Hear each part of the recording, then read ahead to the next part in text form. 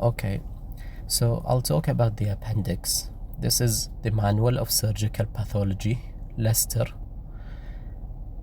And we're gonna talk about an introduction about the appendix. So basically I'm summarizing this introduction that we can see here.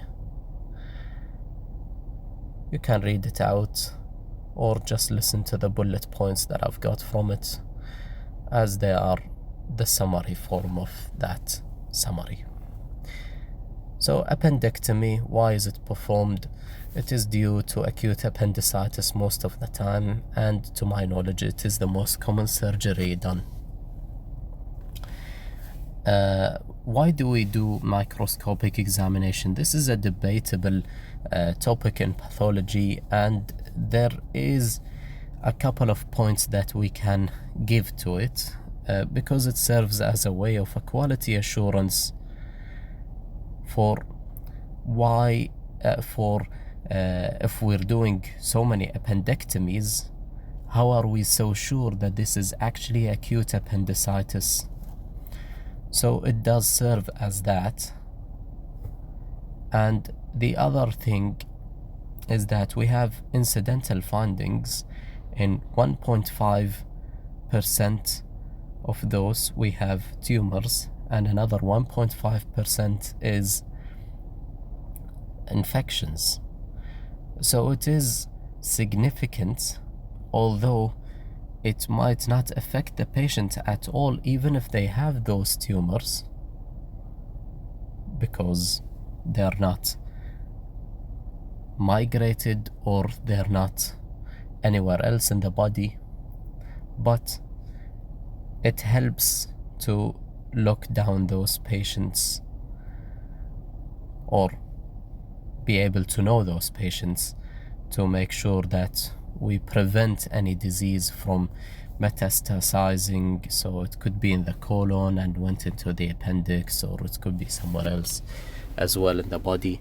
The infection as well, it could be another area that's infected and the infection has spread into the appendix. So this is, to my knowledge, basically the incidental tumors we can find most commonly is carcinoid neuroendocrine tumor, and another one is low-grade mucinous neoplasm.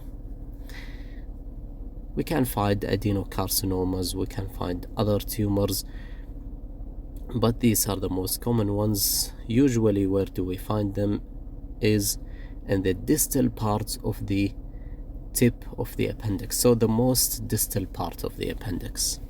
The tip of the appendix is not the part that's attached to the colon, thankfully. Okay, so infections: tuberculosis, Enterobius vermicularis, and Ascaris lumbricoides. Ascaris lumbricoides.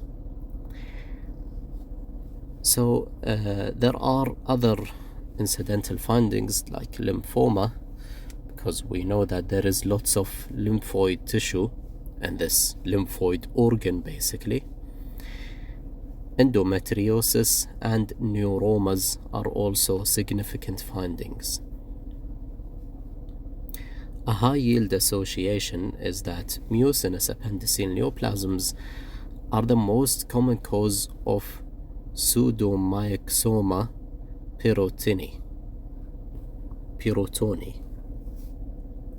That is basically a condition where the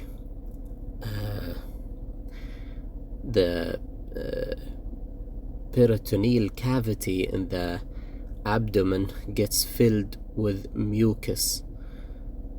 This is the basic way that I could understand it. But basically, if you think about it, if someone asks you pseudomyxoma pirotoni, what's the common cause of it, it's those pesky mucinous appendiceal neoplasms that can occur, and they could be carcinomas, they could be adenocarcinomas.